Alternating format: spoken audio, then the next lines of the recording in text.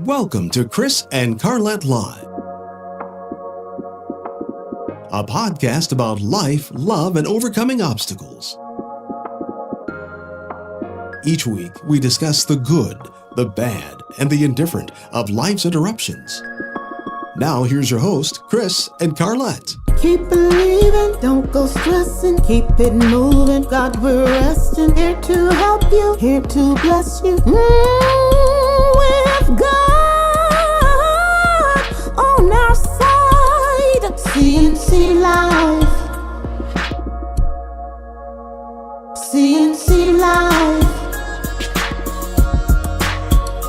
CNC Live. All right, people out there, hello to our lovely viewers. You're welcome to the Chris and Carlette Live show podcast, where you want to take a moment to chat about something important, the reason why we ask for your likes and subscribes and shares on our platform like YouTube and Facebook. First and foremost, your engagement means the world to us. When you hit that like button, subscribe to our channel, or share contents with your friends and family. You're not just showing support, but you're helping our community to grow. Your actions tell the platform like YouTube and Facebook that our content is valuable and worth promoting. But let's get real for a moment. It's not just about the numbers or the metrics for us. Every like and subscribe and share represents a connection.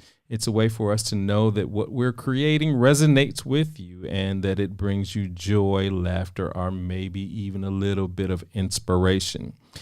And that's what keeps us going. So we want to ask you for your likes, subscribes, and shares. It's not just a request for validation. It's an invitation to be a part of something bigger, to join us on this journey of creativity, laughter, and genuine connection. We appreciate each and every one of you who chooses to support us in this way, whether it's simply hitting that like button or sharing our content far and wide. You're the reason we do what we do, and we couldn't be more grateful. So from the bottom of our hearts, thank you for being a part of the Chris and Carlette Live family. Thank you. Thank you. So, baby girl is over on my right hand. And this weekend, we had a phenomenal weekend, very spiritual and natural. So why don't you talk about the spiritual, since you're spiritual too? Well, this past weekend was our celebration. Can I say that? Mm-hmm. Celebration of our wedding anniversary, 23 years of marriage. We are grateful to God for longevity. We've come this far literally by faith and love.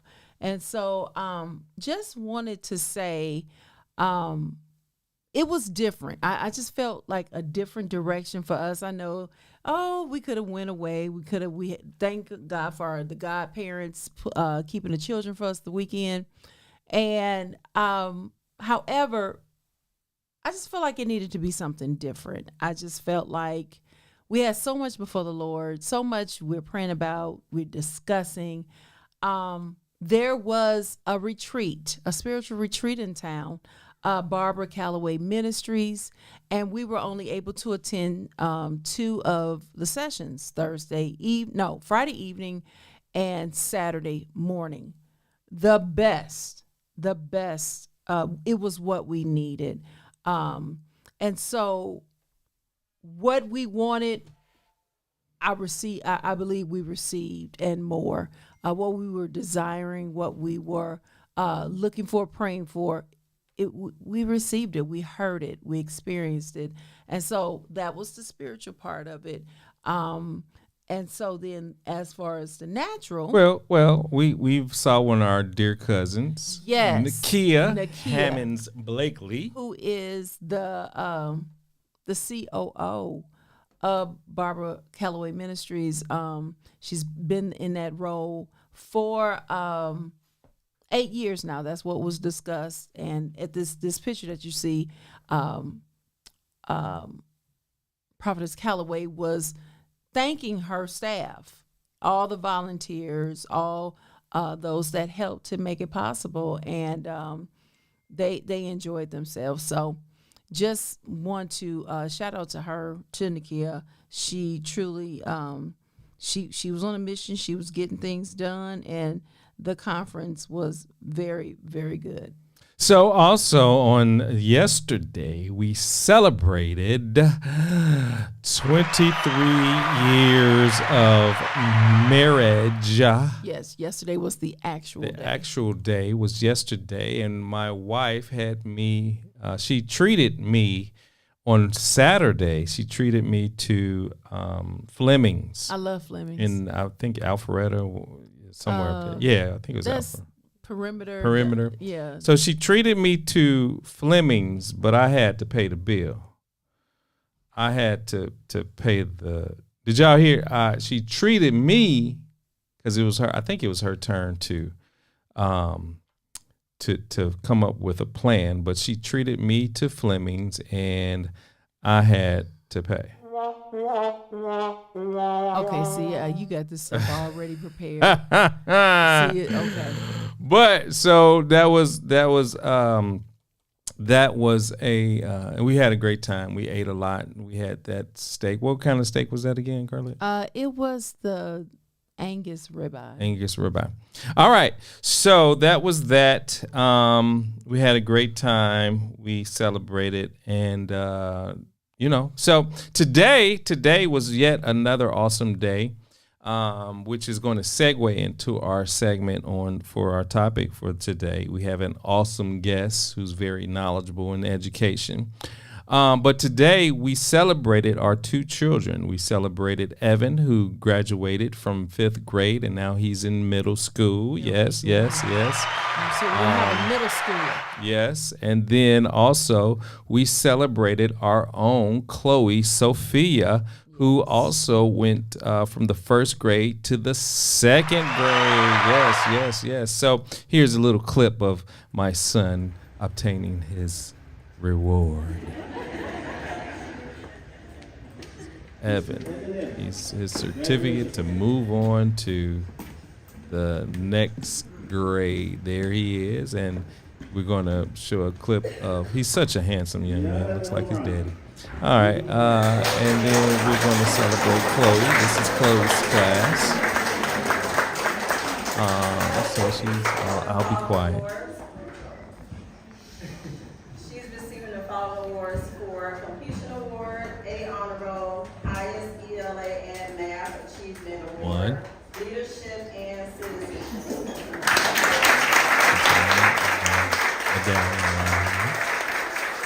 Trophy. 2. Let's count them. 2, 3, and 4.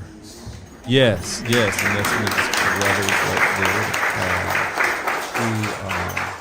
What is her title?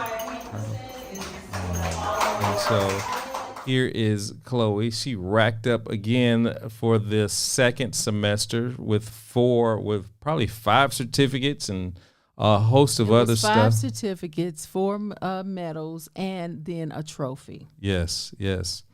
So hello, Evan. So this brings me to our topic today. So now that they're out of school on this upcoming Wednesday, what in the heck shall we do with our children? Like, what do we need to do? So we brought along our guest, and she is a phenomenal educator. Do you have her bio with do. you? You want to read her bio Yes, before I we do. bring her on? Yes, I do. So, Miss Demitra Bryant is the founder and lead educational consultant at My Tutor Helps Me Educational Services. She has devoted herself to educating students and families since 1995 in the realm of special education, gifted education, and students struggling in reading and writing. As a child, she was also a struggling reader and therefore dedicates the tutoring sessions to focus on vocabulary and strategies that children can use in their classes. Demitria loves to travel, go camping, visit museums, and play board games. As an added bonus to extending learning in 2025, she will host an international trip, which the destination to be announced, for her family so they can experience new cultures, languages, history, and food. If you all put your hands together in the cyber world, and please welcome Ms. Demitra Bryant. All right. Hello, Ms. Demitra. Hello, everybody. How are you? We are good. So, guys, just to let you know, we had a few little technical difficulties. So, she can't see us, but we can see her. And her audio is coming through on our cell phone. So, but hey, nonetheless, we worked it out. We were not going to let the devil stop us. Right. Not at all. Because listen, you're going to get strategies tonight. And I'm going to tell you she's good. She is a member of the village with this family. She has been Evan's tutor for the past 3 years. Yes. Okay? Mm-hmm. Consistent. When I call her first and foremost, Miss Demitra. XYZ is going on. Because, and the thing about it, she didn't mention, I didn't see it in the bio. I know I read it fast, but she is a retired educator. Hear me good, okay? We're talking multifaceted here, people. All right, so we're bringing you a professional, a specialist in there to help us, give us strategies for our children, share knowledge. So here we go. Hello. Hello, everyone. How you doing? I'm doing fine. It feels very weird looking at my blank screen, but I see myself in the corner, and I'm talking to you on the phone, and then I can hear myself in the background, but we're going to work with this. You sound really good. You sound good. You look good. Oh, okay. Well, thank you. Thank you welcome. for having me once again, because remember, I was on here about 3 years ago. Was it 3 years? I think it has been 3 years. Yeah. I thought it was last year. It was during the pandemic. Oh, now I know it was in the pandemic. Yeah, Yeah, I do know that. That was back in 1920. Huh? This is 2021, but yes. Thank you again for having me. Yes. So you have questions? Okay, so we're here at the summer. Now, the statistic that, and please, I know you know it better than me, but the one that I thought is that children lose about, was it about 30%? Between 35 and 40%. You are correct. Yeah, over the summer. The summer. You all know that when they go back to school, they test them within like the first month to, I guess, assess where they are. Me personally, I think that's a setup. However, this is why this show is happening, for the strategy, Mrs. So tell us, or where would you want to start? Well, the statistics are correct, and I wanted everyone to be able to have access to my website because it has a wealth of information in there. So the website is mytutorhelps, and that's HELPS.me.com. You're going to go to the blog and resources section, and you'll see blogs in there.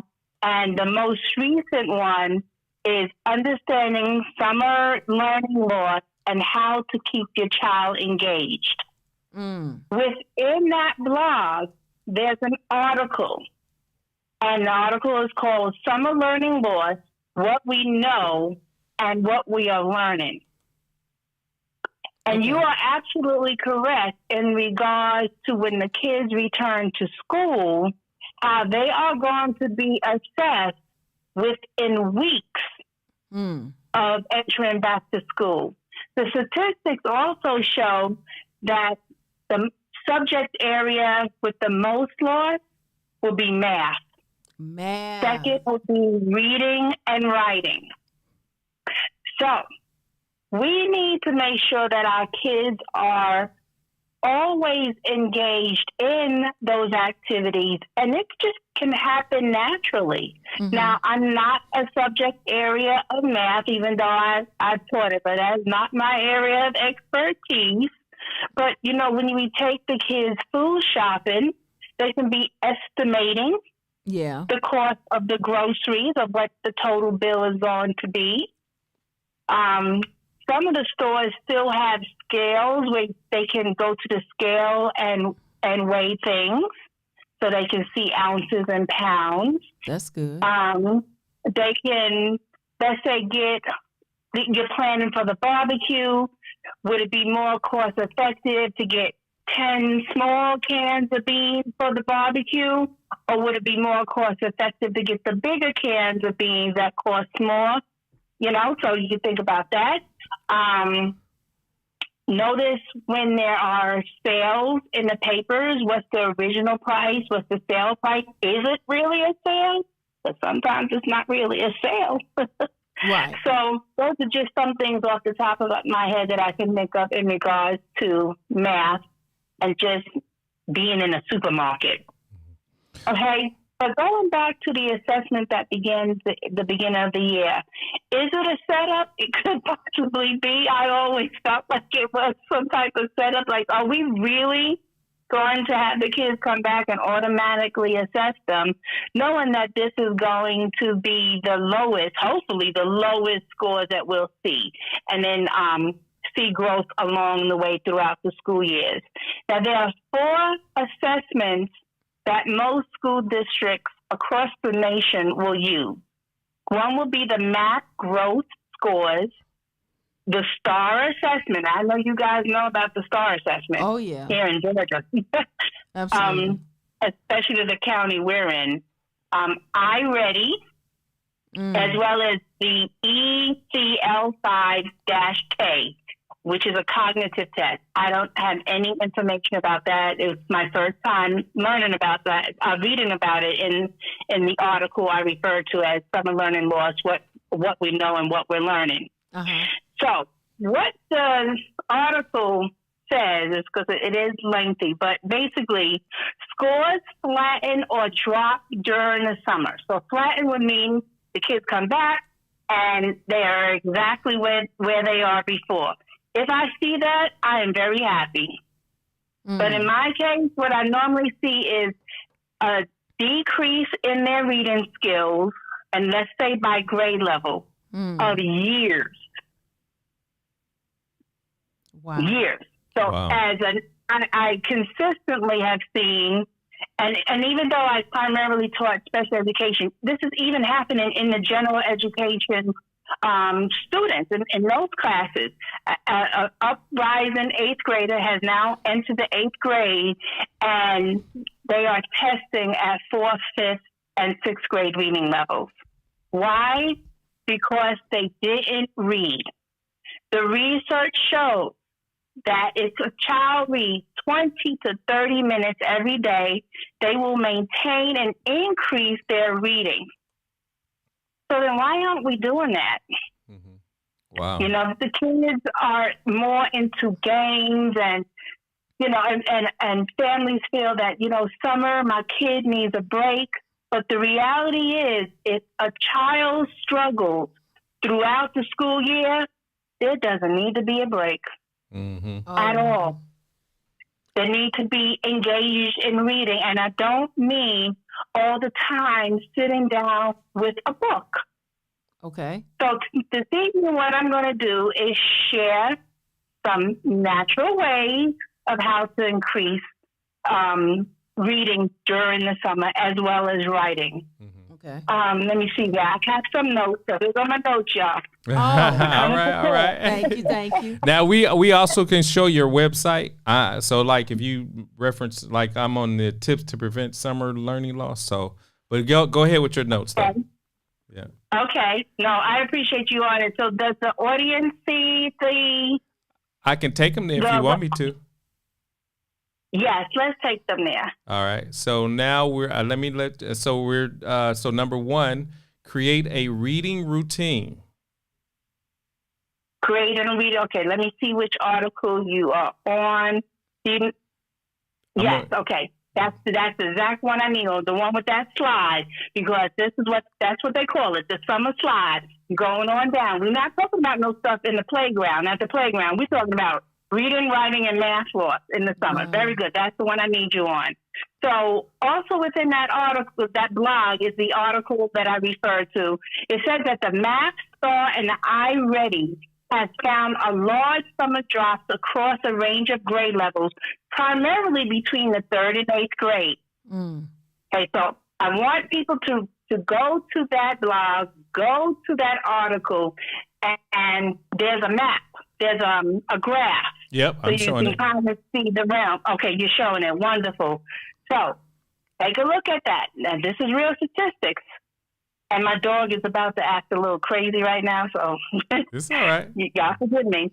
It is what it is. So take a look at those statistics. So I'm going to give you 3 tips today. The first one is creating a reading routine. And I think that's the one you just referenced, Chris. Yes. 20 to 30 minutes of reading daily. If your children love to read, that is wonderful. Have them continue to read. Pick a variety of different genres, whether it's comics, fiction, non-faith fiction, mystery, just whatever. Just have them continue to read with the books of the choices that they want to make. If your child isn't necessarily a reader, you may want to find books that are shorter, like not necessarily chapter books, but more like magazines. Some of the libraries may still have access to kids' magazines, short articles. Just go ahead and read it and enjoy it, and then you can discuss it as a family. But let me go into the blog that you're in right now, Chris, so we can just go over to some of these routines. Bear with me. Yes, 20 to 30 minutes a day. Have them pick their own books, regardless of the genre. Graphic novels are great, as well as comics, because there's not that many words on the page. It's more of the image. And you can do a lot of inferencing, trying to guess what's going on based just on the images or the pictures that are in the stories. Okay, let's not forget our whole science fiction series. I mean, there's adventure stories. There's just tons and tons of things. But, you can go to your local library. The libraries have, for years, many years, have always run a summer reading program. And they give incentives along the way and prizes at the end. So that would be definitely something to look into. Yep, I'm going. Hey, I want everybody to read the rest of this article. This blog, because it has other nuggets in it. So I'm going to skip to my 3rd tip right now, which is engage in various educational activities. So what do I mean? Museums. Do you guys go to museums? I love going to museums. Yes. And zoos and nature centers. Okay, so museums have a wealth of information. Sometimes at the front desk, you can ask them, hey, do you have any kid packets that, will go along with this museum visit? Because it's not like they're going to have it out and everybody keep picking at it or, taking it and then throwing away. You have to ask for it. It's usually kept behind the desk of where you're purchasing the tickets. Okay, Ms. Demitria, let me say something. I see people tuning in.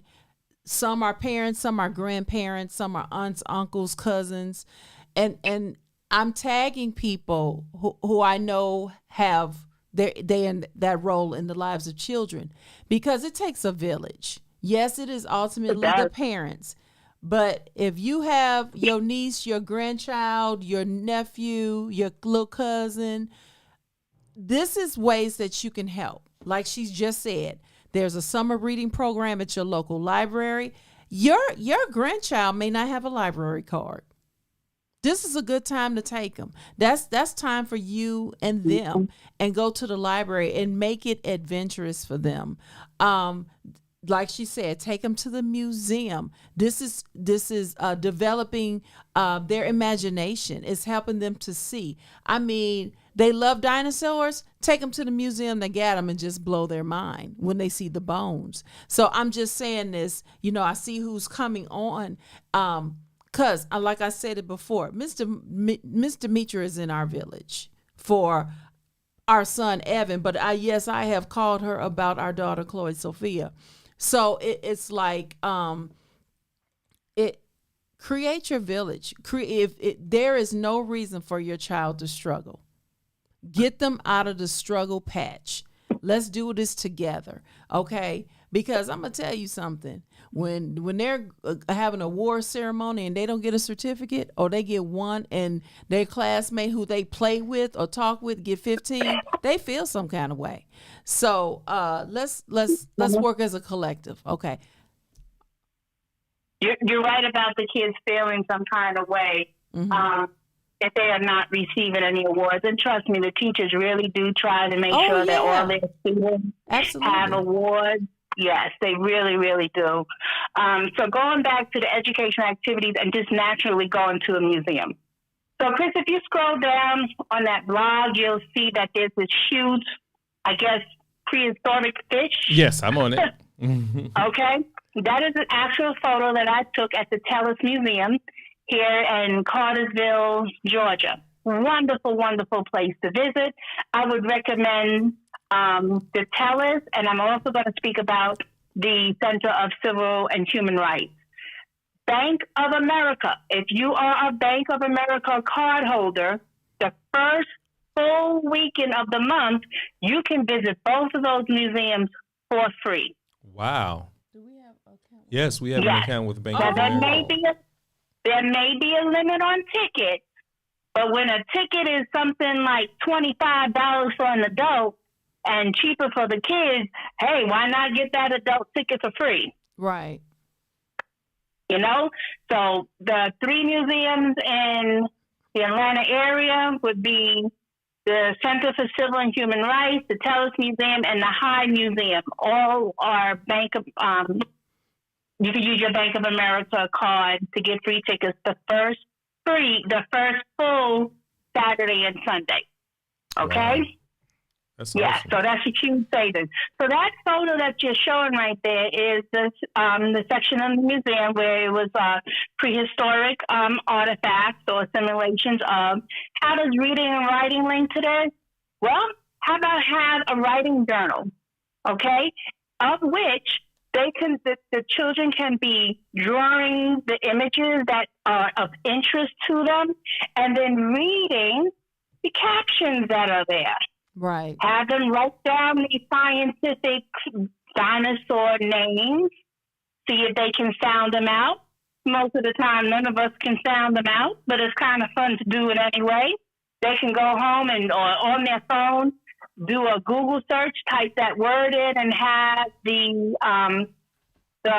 phone tell you the pronunciation of that particular dinosaur. So you can go to the store and get those cheap black and white notebooks, which sometimes isn't cheap, but it's not when school isn't in session, and use that as a form of their artwork, as well as, what the reason why maybe they selected that particular artifact to speak about. The Tellus Museum has a section on antique cars, and they had something with the Wright brothers, one of the Wright brothers planes. It was just so fascinating. Now, my daughter and I went to the Tellus Museum last summer. My daughter and I. We spent hours in there. It was absolutely wonderful. We read everything. And there's a lot of interactive exhibits that are there for the kids to enjoy. They have a beautiful mineral and gem section there that can blow you away. Gems from stones from all over the world. So her dad is Moroccan, so the goal was to see how many Moroccan stones that we can find within the museum. And we had a good time with that. Okay, so Telus Museum is one. Bank of America cards to get your free ticket or tickets. The second museum that I'm going to recommend here in the Atlanta area would be the Center for Civil and Human Rights. What a phenomenal exhibit. Have you guys been there yet? Yes, we have. Yeah. So that whole lunch counter experience, I had to walk away from that crying. Oh, wow. Yeah, because if a person didn't stop for that, or if there's a lot of people that are around it is worth the wait.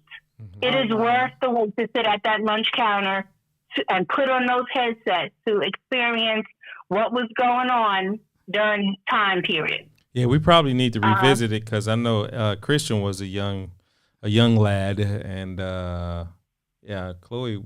Yeah, we probably need to go back though. It's time. Oh yeah. Yes. Okay. So those are just two places there. You always have aquariums. Aquariums can be found anywhere, as well as museums. You have science and space centers. I went to the one in, Huntsville, Alabama a couple of months ago. The ride was long. I'm not going to kid you. I think it was about 3 hours long, but it was worth it was worth the time there. So that was great. So Chris, if you have an opportunity now, could you go to the April 22nd blog? You will scroll down to the bottom of this page and go to older. Okay. I'm going. Or I think there may be another way. I'm so I see 24. You said April 2024? Yes. Okay. Okay. And there's two articles there. I see that on the right next to the title also. There are archives. I should have told you to go there. So let me just say this for the ones that's just tuning in now. I see you coming in. What we're doing is we're giving strategies so our children won't lose their some educational skills over the summer, keeping them on task, making it fun. We know it's their summer, but statistically, when they return to school and they are given an assessment within weeks of starting school, they have seen a 35 to 40% loss with our children, and math being the first subject. So here we are. We have Miss Demitria here, who is an educational specialist, who is giving us, she has a website, mytutorhelpsme.com, to help our children this summer. So, we want to see our children excel. So let's equip them. Yes, we have to play our part. We have to do something. We can't just sit them in front of the iPads and the YouTubes and everything. Okay. So back at it. All right. So I'm on the Monday, April 22nd blog. Is that the right one? Yes, it is. So 3 key tips to keep your kids engaged in reading and writing over the summer. I want everybody to take the time to definitely look at this article. Excuse me, I keep saying article. It's not published. It is a blog, okay? It's only on my website. But if you scroll down, it says create a summer reading journey. You can create a book passport, and it gives you the elements of how to do it, as well as some reading challenges. Right? So there's activities here, or engage in storytelling projects. And look, I give you 2 activities that can be done. You scroll down some more. Incorporate technology in learning. I give you 2 more activities to do. Guys, that's 6 activities that you can do right there. If you just focus on 1 a week, you can have your summer already cleared. Well, summer, I don't know about anybody else, but summer vacation gets shorter and shorter. Right. And that's what we were just talking about. This we took a look at some of the dates, and Georgia schools are starting August 1st. August 1st. And I think next year they'll start officially, I think, July 31st. Oh, no. Yeah. So look at that 25-26 calendar, and I think they start in July. Okay, why are they doing this? They want everybody to go year-round? I'm going to move on from that because I don't know the answer. Okay, all right. Elder Holman, did you see the website? I put it in the chat, mytutorhelpsme.com. mytutorhelpsme.com. I put it in the chat. Let me say this. I want you all to also understand, in learning, our children have to eat good. I know y'all used to them having the some may eat breakfast and lunch at school, and you thought about you had dinner. Let me tell you guys, reach out to the your local schools. They may be feeding and meet up. You can pick up lunch during the summer or something like that, because breakfast and lunch. Yeah. Breakfast and lunch program normally. Yeah. Mm-hmm. And it may not be an income requirement. It may not be. You have to check your local school district and website, because I'm going to tell you, if they're hungry, they're not going to retain. They're not going to focus. So we have to still feed them. We got to still do our thing. If food is an issue for you, please reach out to your local areas, your local school board, to see what is available, because they do understand that people need help in the summer, how some families depend on school food. So I just want to put that out there, because eating affects learning. Okay? So, all right. It does. All right. All right. It does. You're right. Okay, so Chris, let's go back up to where we have those list of blogs, and let's go to April 8th. So it's still going to be on that April 2024 section, but it's going to be a second blog that's on there. All right, let me see.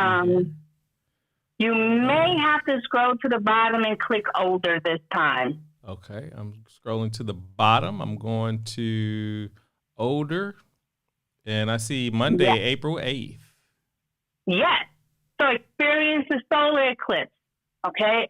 A family adventure in learning. Guess what? Didn't we just have a solar eclipse? Yes. Let me tell you, I was on it. Yeah. I'm providing some information about a solar eclipse, and guess what? I included some activities. So if you have some wonderful Photoshops or, there's a YouTube videos that are out there. Here's some activities: eclipse diary, keep an eclipse memory, a vocabulary list. Okay, there's some vocabulary terms that goes with this solar eclipse. They can go ahead and look those words up. Okay, do the old school way. Get out a dictionary at the house. Okay, you don't have a dictionary in the house, Google it. Okay, an eclipse art gallery. Okay, so if your child is into the art, here's an activity that they can do. I even provide you with some of the steps. Here's something with math, eclipse shadow measurement. Okay, and then eclipse time-lapse video, as well as budgeting for eclipse viewing. So I know some families who actually went to other states to see the eclipse in areas where it was going to be extremely visible. You have to plan for that. Mm-hmm. You have to plan a budget. Okay? I know the Edwards family would be like me. Let's hop in that RV and let's keep rolling. That's it. Yes, because we about to hop in it. We about to hop in it real soon. Yeah. Okay, I'm counting the days so I can hear some crickets. Yeah, I hear you. She's not the one that got to drive it.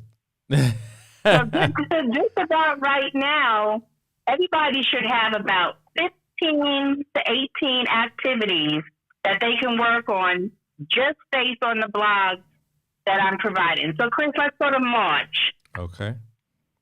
Let me get back to here, and we are going up to March. And we're going to look at the March blog 25th. that says Our Footprint. Yep, I'm on it. Okay, so Our Footprint, more than just marks.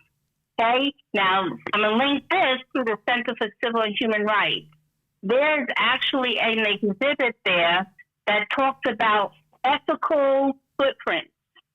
It is one of the most phenomenal exhibits that I have seen, because it takes everyday products such as chocolate, soccer ball, shoes, our phones, and it tells us how they are made and the children and all this exploitation that's going on in order for these products to be made. Our children, families need to know this. How kids at the age of 5 years old in several countries, primarily Africa, are digging for what we need for our cell phones. Wow. Wow. And the way they have it displayed, it is not a lot of information. It's not a lot of reading. It's a wealth of information and then a visual. So they have a photo there of the families and how they are making these products and how some of them are extremely dangerous. The simple thing of playing soccer and, with that soccer ball and seeing how that relates to having ethical footprints can change the mind of a person. It's not all about playing. Think about how things are made and where they're being made, because as far as our kids know, we all get it from Amazon. Yeah, that's true. Yeah. You're right. You are so We right. we don't teach them. Excuse me. I'm not going to say we don't teach them. We really don't think about where stuff comes from. That's just the reality. That's true. It really is. You know what? I'm so glad you said that, because I'm a segue again. But we're going back to but based on what you said, one summer, and Chloe was about, I think she wasn't even 2 yet. But one summer I took them, we were in Indiana. This was the summer of 2018. And I took them to a farm. And it was where you could pick. And we picked squash, cabbage, pumpkin, anything we can put our hands. And I told them, I said, our lesson today is farm to table. It blew their mind. And I love that you, 2-3 weeks ago, you went down to the strawberry patch? Yeah. Yes. Yeah. Mother's Day weekend. Yeah. That's right. And guess what? I was this close to meeting you at your doorstep. You know you more than welcome. You know you more than welcome. You should have came on. Your viewers don't know. Your viewers don't know, but I'm only 2 miles away from them. So when I say I'm this close from going to your doorstep, I'm not kidding. We'll let you know next time we go. You gotta go with us. You gotta go with us. I do want to go, but let me tell you guys, the heart of this family right now is just phenomenal. Mrs. Edwards, when I came down with COVID, it was 2021. She left me some greens on my porch. Those were some good greens. I don't even know if you remember, but I tore them things up. Oh, wow. And I think that was probably the only thing that I was able to stomach in 20 days. I lost like almost 30 pounds. Oh, wow. I wish I could have kept it off. But anyway, that's a whole other story. But you know what? So you're part of the village. You guys just have such a wonderful heart. You have such wonderful hearts. Oh, thank you. Thank you. We bless God for real. Listen, you part of the village, and you said what happened. I was like, listen, I can put some on your porch. I was telling her, don't come in this house, don't come near us, please. Yeah. Oh, yes. So she did, and it was absolutely delicious. And let me tell you, I did not share.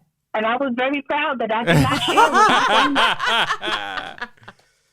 Oh, wow. That's funny. Oh, wow. I'm going to tell you Chris, something. we're going to go to one more article, okay? Okay. Well, February. Let me scroll up, and we're going to go to February. All right. I'm on the power of inspiration. Yes. So here's something else that you guys can do, but you may have to reach out to me, like send me an email, because I don't think I uploaded it here. So Michael Jordan's mother and sister wrote a book called Salt in His Shoes. And what I did was went on and created some comprehension questions for the kids and writing, or a writing resource based on the book. Now, the children that I tutor was able to partake in that particular activity. They love the story. Most, I'm sorry to say, but a lot of books of ethnicities are not in the schools, and it's not like teachers don't want them. One, books are expensive. Two, teachers have to come out of their pocket sometimes for books. And if they are chapter books, like say a class set, if it's and especially middle school, if it's a book that's popular, to get 30 books is going to cost anywhere between $400 to $700. Wow. Are you serious? I'm extremely serious. Oh, man. Extremely serious. So it is a huge investment for the teacher to have to come out of pocket to get a classroom set of books. So that's why sometimes the stories are done audio. And then, there's a limited amount of books for kids to use in the classroom. It's also a financial expense for the school system. Everybody thinks that the school has a whole lot of money. Well, why do you think they have these fundraisers and dances and all that kind of stuff? Because the need is there. Okay, so I'm glad you said that, because my niece is in school to be an elementary educator. And so I told her, she's about to be a junior. I told her, start making your list now, because I'm gonna get a tote, and I'm gonna start buying stuff.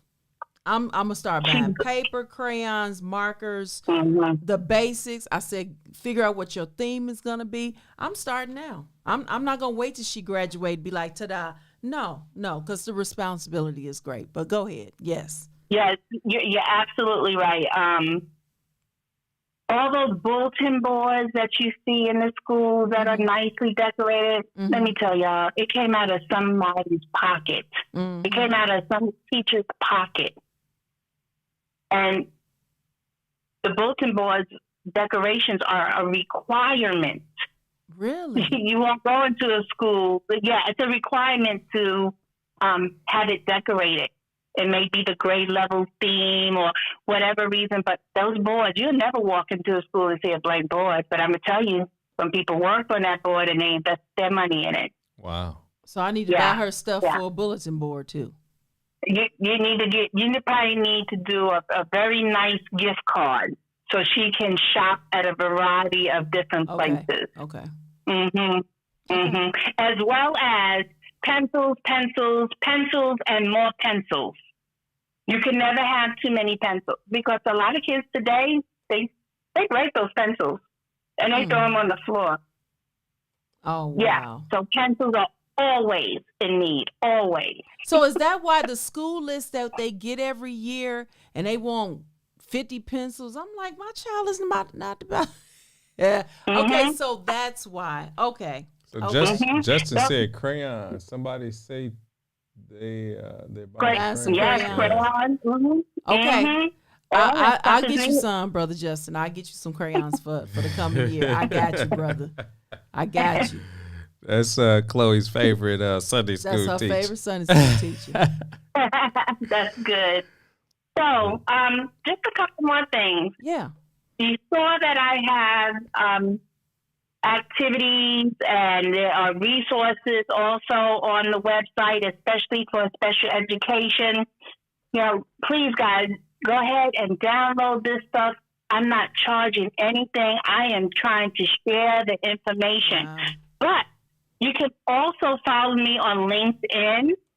It will be Demitra, Demitra, Bryant, MED. And I share, like Wednesdays is Wednesday Word Wisdom, and I share a vocabulary word. And guess what? Not sometimes, I'm always sharing activities that you can do with a word. Oh, yeah. Okay? So now we're just about at 22 different things that I had provided for activities. There are videos on LinkedIn. You can follow me also at the Literacy Skills Club for Parents on Facebook.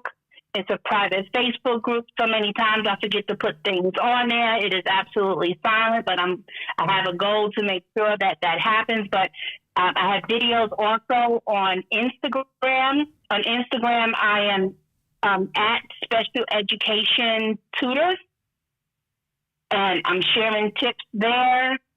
And as you know, the articles that I have given.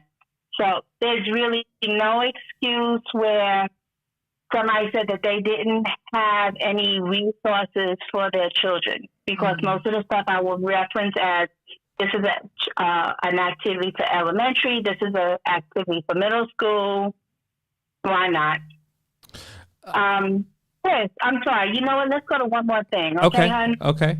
Let's go to March. Okay. In the archives again. Okay. I think it's March. All right. More than just a mark in the sand. It's going to be. Wait a minute. Let me see.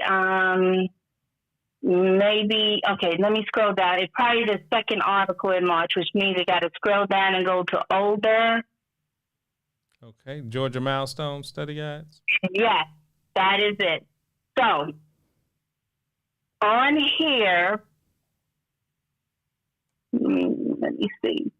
If you, scroll down when you see the little picture. It says Georgia Milestones, grades 3 through 8. I uploaded, downloaded, reloaded, whatever, loaded all the study guides for the Georgia Milestones. Oh, wow. For grades 3 to 8. I need people to take the time and look at what's on there, because the Georgia Department of Education provides these study guides, and you need to look at the complexity of that test.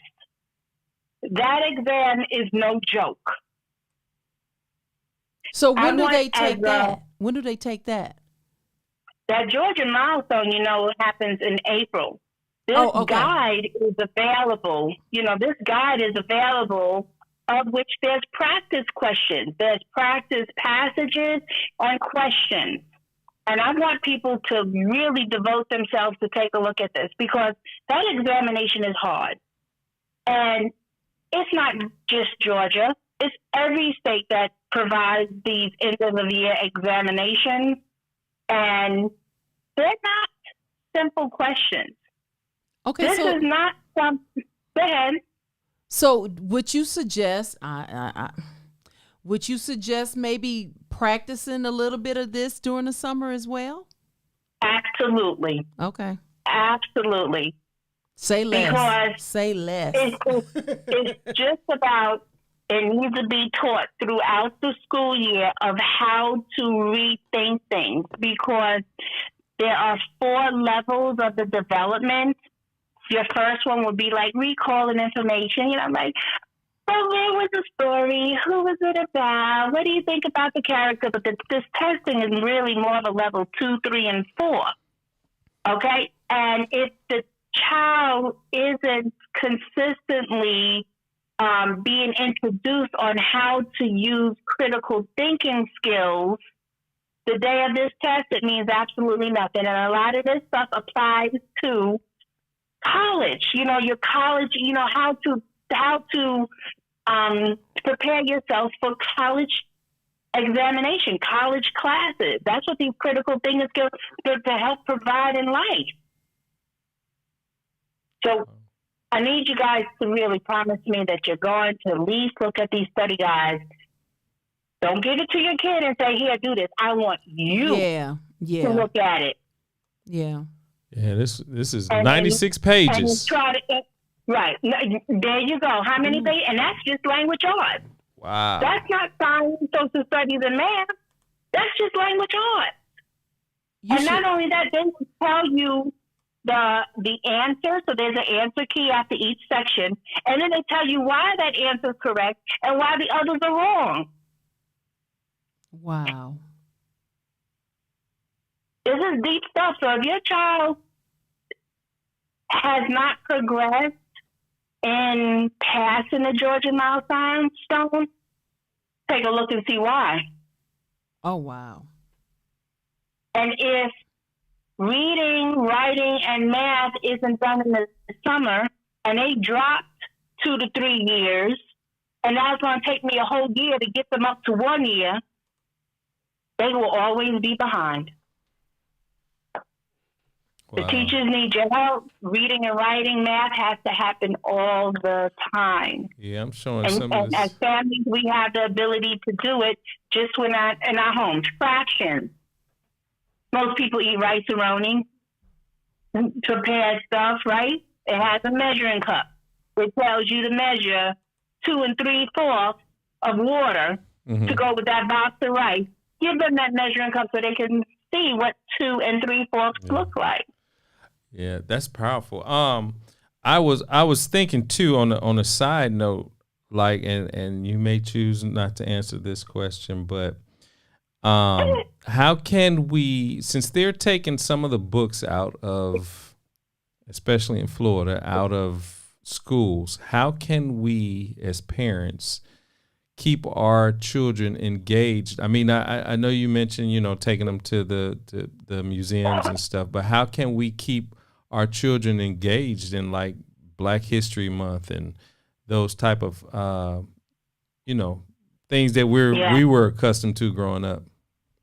Right. Bring it into the home. Mm-hmm. Wow. Bring it into the home. So at my Institute of Health Me Educational Services, I don't do Black History Month. Mm-hmm. I do Black History 365. Oh, wow. Every month. Every month they are doing something that has to do with Africa or African American. It is built into every child's program, and every child has their own learning pathway. Oh, you better believe we're going to learn something about Black history. Mm-hmm. It could be a book with a Black character. It could be articles that I have. Oh, just tons and tons of stuff. Mm-hmm. If I had access now, I would show you pictures of the tutoring studio and the resources that I use to make sure that these kids are learning, but also learning about our history. Mm-hmm. Wow. So if someone wanted to take us through a session, I know Evan's been in person and virtual. So take us through one of your sessions and what's that like? Okay. So Evan no longer does this one, but most kids will do typing practice because I'm working with him on other things. So it will be typing practice, and that's just for 8 minutes. Why? Because guess what? These Georgia milestone testing, all these testing, it incorporates technology, mm-hmm. right? So we have to make sure that we can get these little fingers moving to do this typing that has to be done for their written responses, okay? However, some of the questions ask you to click and drag, to underline, mm-hmm. to highlight. Wow. So they really need to know how to do this in their, on their computers. And Chris, I know that we have in this technology right now where I'm on the phone and, I have the blank screen ahead of me and all this stuff. I use the Chromebook because that's what our school system here uses. Yeah. Google Chromebook. So they come in, they have their typing. Everybody's going to do something on vocabulary.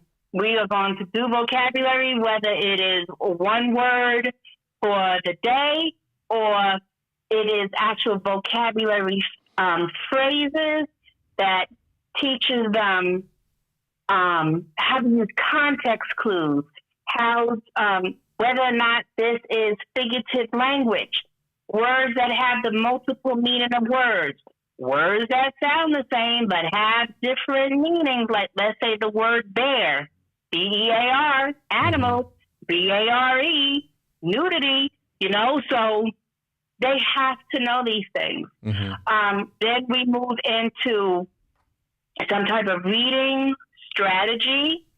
Okay, so we're not only going to read, we're going to implement certain strategies on how to understand what we read. If a child is struggling with decoding of words, their session is specifically designed where we are going to focus on breaking down words. I have 80 lessons on that. We've got plenty of time to teach these kids how to focus on all the rules of breaking down the words. But guess what? My second graders that I had this year, they're already on like fourth grade level. They came to me as a struggling reader, but right now they're on grade level and have surpassed, because they know how to break down these words. And then when we break down these words, we have to know the meaning of the words, and we have to be able to use that in a sentence. So we'll do that. If they are there for writing, okay, what are the elements that makes a great paragraph? Because so many times that, actually what makes a great sentence. The kids are being asked to write a paragraph, but baby, if you can't write a sentence, it's going to be more difficult to write a paragraph. Mm-hmm. So it's important to know where the child is, what is their instructional level, so then in this way you can teach them where they are and then move them on. Mm-hmm. However, in school, most likely they are going to be given materials based on that grade level. Eventually, when the teachers realize, somebody needs some additional assistance, they may get the help. Mm-hmm. Wow. But that may be October, November, sometime in December. Right. There's no time. There's no time to lose. Mm-hmm. Right quick. Why have they taken cursive handwriting out of schools? That's a really good question. Well, one, it could be because a lot of this technology, but they took cursive writing out before they started handing out computers to the kids. Oh, wow. There's no time. Let me ask you. Let me ask you, do you think that there's a question on the statewide exam that has to do with cursive writing? No. Mm-hmm. No. Well, I'll tell you this. I already bought 2 of the same workbook, and it's titled 100 Days of Cursive Writing. Mm-hmm. And summer break is 70 days. So they'll be going into the school year still writing. And all I'm going to require is 1 page a day. One page a day. Mm-hmm. And I got it off of Amazon. Yeah. That's good. That is great. Yeah. 1 for Chloe, 1 for Evan. So we thank you. I know it's the hour's late, and we thank you. You all, you could talk about this forever. Yes. You could tell Miss Demitra is passionate about this, and we appreciate. She's so good, you all, that Evan does better with Miss Demitra than he does at the local school. I will finish the sentence. And the sad part is I told him. Right. I always say, I don't know why he performs for her, but not y'all. I said it. She sure did. So, and your child is now on level. Did you see the report that I sent y'all last week? Yes. Yeah, I'm grade level. That's it. Yeah. So, and how can people get in contact with you, Mr. Demitra? Well, that website that we've been on, okay, if you go to the first page, okay, it is I think the About Me, somewhere on there, there's ways to access me, but the website will definitely tell you a lot about the program in here. And I want you to really look at what it says bold face on it. Every child deserves to read with confidence. These kids are being beaten up in school if they're not able to read, not beaten up physically, but their mindset has to improve so they can have that confidence that they can do. When we're at the tutoring studio, it is not all just sit down and do this and do that. They are performing in front of this little area that I have. I call it the stage, in which they are doing oral writing, or they're dressing in character, the black character for the month. Oh, I meant to bring my hat. Normally I'm dressed in costume. I was going to wear my Mad Hatters hat tonight, but I done forgot. But you'll see some photos in the gallery section of me being out in the community looking like Alice in Wonderland or Little Red Riding Hood. because, those nursery rhymes, those stories are dying out now. Yeah, they are. But, okay, so they can go to the website. They can email me, Demitra, Demitra, at mytutorhelpsme.com. Facebook page, you can send in a friend request to my personal Facebook page. That sometimes can be kind of comical. At the stuff that I put up, but feel free to reach out to me there. There's the private Facebook group, the Literacy Skills Club for parents that they can join. I'm on Instagram at Special Education Tutor. I'm on LinkedIn at Demitra Bryant, Bryant, and then you must put M.ED. On there, because otherwise you get my other LinkedIn page that's kind of defunct. I have YouTube channel, mytutorhelpsme.com. Let me ask you Mm-hmm. this. Have you ever helped a student, and I'm making this up, but have you ever helped a student, let's say, progress or be weaned off or graduate from a IEP? Not in the years that I've been a special education teacher, and that's been since 1995. However, you got to remember that I'm elementary, middle school. Mm-hmm. Whether they got off in high school, that's a good possibility. Mm-hmm. What we normally see is that parents sometimes say they don't want the IEP anymore. They don't want their child to be stigmatized or classified or something like that, and then their services are lost, and that's not good. If somebody needed it, remember, it's not the school system that says that they needed it. It was a psychiatrist, a psychologist, a school psychologist that made these recommendations. Mm-hmm. So. Wow. Got to be very careful with that. But, every family has the right to do what they want to do. Wow. I am looking for something in particular, but I don't know if I'm going to be able to find it. But, so those are the ways that people can reach out to me. Wow. You are a wealth of knowledge.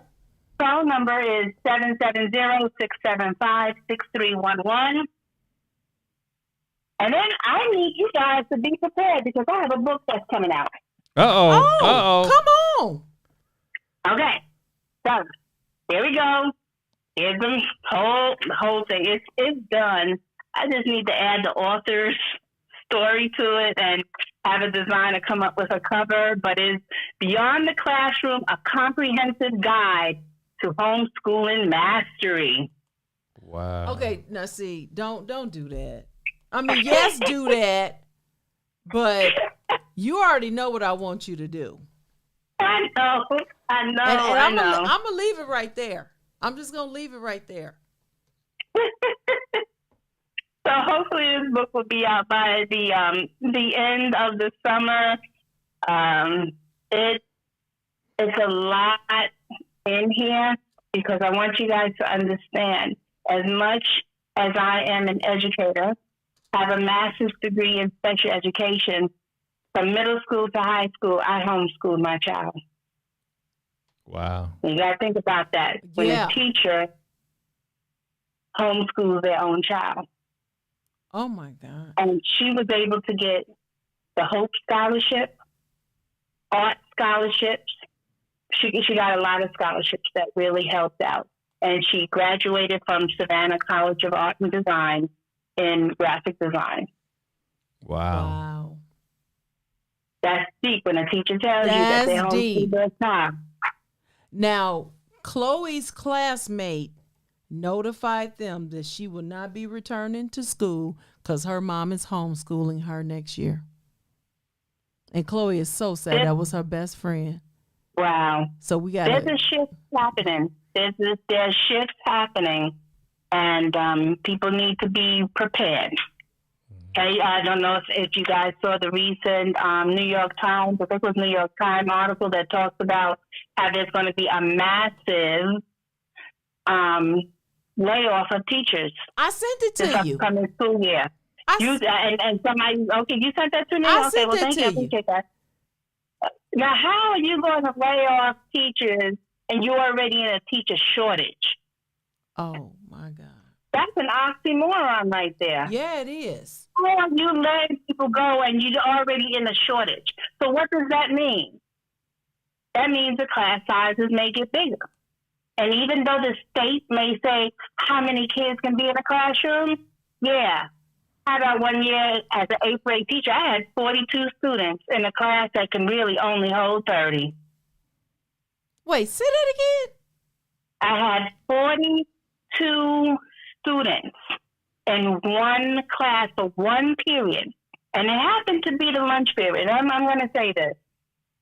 It was myself, and I was a general education teacher at the time. It was my first year going from special education to general education. I was doing reading and writing. And they gave us the class of kids that had IEPs, kids in general education, kids who were gifted and supposed to be in foreign language class, but failed that class. So they had to be put back into reading and writing. They had no problem with giving me 42 kids. It was comical. Let me tell you how comical it was. 42 kids in the class, lunch period. The co-teacher took 21 students up, and then I took 21 students up.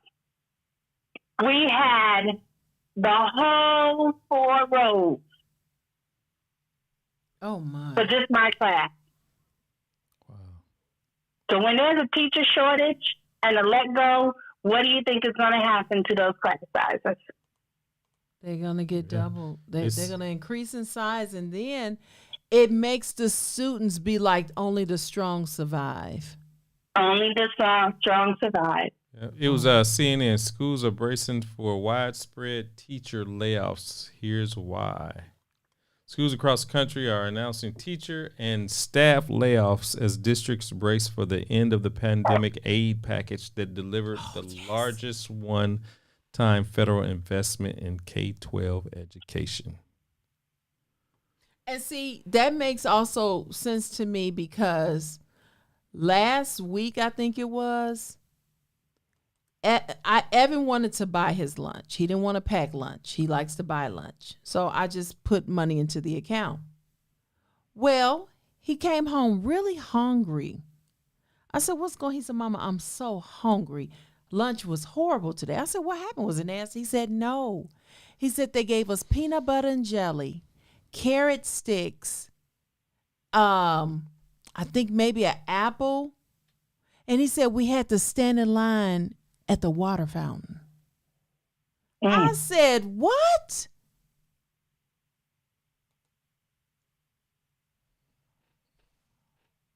And when was this done? This was Last just like week? last week. Because they had, the inventory. They got to, kind of make sure that the food that they have has to be used now. Because remember now, this food isn't free. The school system pays for this food. So we can't buy all this food and then we close them for the summer. Wow. Well, then that makes me wonder if they're going to have a food program. Lord help us. That's when we need the churches to open up your pantries. People start donating to your church pantry. The kids going to need them in the summer. We don't know what's about to happen.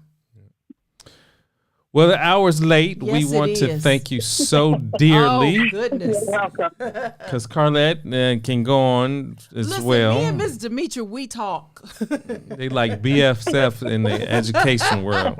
We talk. I'll be like, did you hear this? All right. Sometimes I wake up 11 o'clock at night. They on the phone We talking. text. Texting. You up? Guess what I just Right. Well, we thank you so dearly, Miss Demitria, and Thank we you, thank pray you. that You are a treasure. You are a wealth of knowledge. You are powerful. Please You know guys this. are wonderful. You guys are, you got to give yourself credit too. Because you don't have to do these podcasts. You don't have to share this information, but God put it on your heart to do so. And, Yes. I thank you. It's an assignment.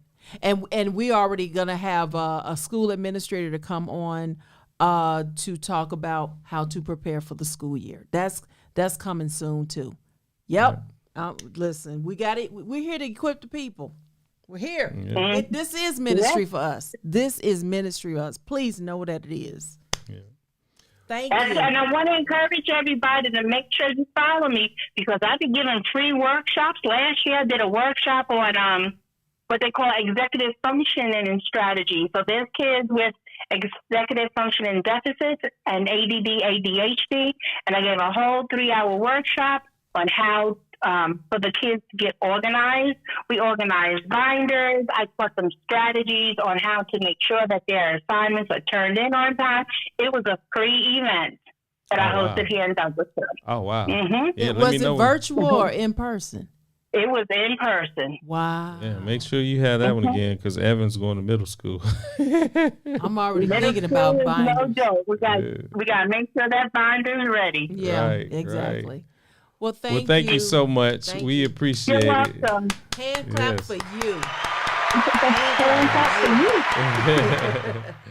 All right, well, you take it easy. Thank you so much. You. Okay. We're gonna let's talk tomorrow, okay? Okay. All Bye. right. Bye-bye. That was wonderful. Wow. That was wonderful. A wealth of free information that we gave on our show with the Chris and Carlette. That's why it's so important to tune in the Chris and Carlette live show, because you never know what you're going to get. This was the wealth of information. Make sure you like and subscribe and share this broadcast. I think we need to do a rebroadcast of this tomorrow. No, I'm serious. Okay.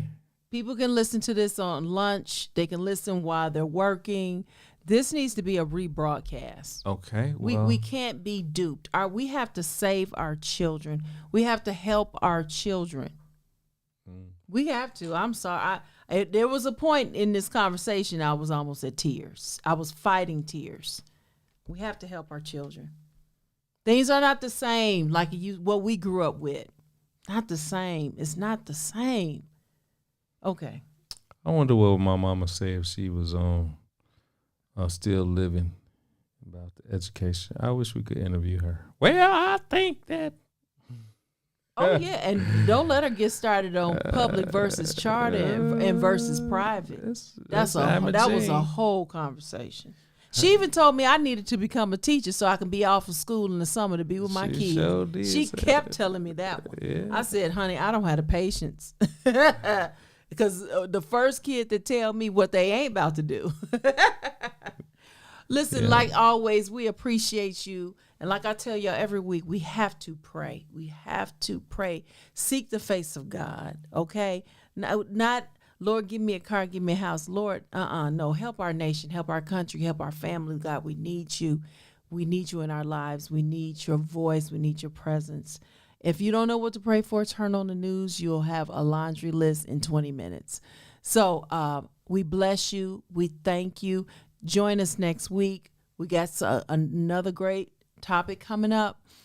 Join us next week, same time, 9 p.m. Eastern, 8 p.m. Central, and 6 p.m. Pacific. I say Western. It is West Coast, though. Pacific. So, okay, we love you. We appreciate you. Take care. Peace out. Thanks for joining us this week on Chris and Carlette Live. Make sure to visit our website, chrisandcarlette.com. If you're on Facebook, share this broadcast. If you're on YouTube, please subscribe to our show. You may also find us on Apple Podcast, where you'll never miss a show. While you're at it, if you found value in this show, we'd appreciate a rating on iTunes. Or if you'd simply tell a friend about the show, that would help us out too. Let us stay in contact with you by texting CNC Live to 474747. That's CNC Live to 474747. CNC Live.